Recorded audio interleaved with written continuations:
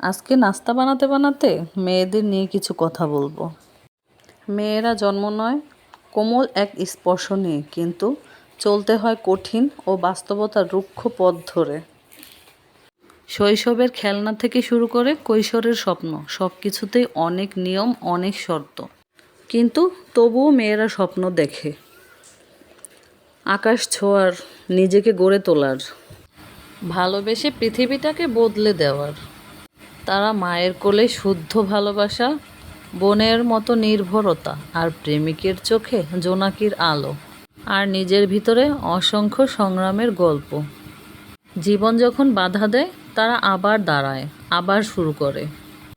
কখনো কলম হাতে, কখনো অস্ত্র হাতে। তারা হয়ে ওঠে শিক্ষক, সৈনিক, কিংবা সাহসী একজন মানুষ। তারা কান্না লুকায়, কিন্তু দুর্বল হয় না। তারা হাসে, কারণ ভাঙার মধ্যেও নতুন করে গড়া যায়।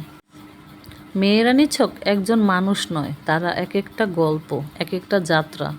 তাদের জীবন শক্তি, সৌন্দর্য আর সম্ভাবনার প্রতিচ্ছবি। তাদেরকে সম্মান করো, পাশে দাঁড়াও। তারা শুধু জীবন দেয়ই না, জীবন গড়তেও জানে। তো কেমন হলো? এই দেখো, এদিকে আমার রান্নাটা করা শেষ। এখন আমার মেয়ে খাচ্ছে।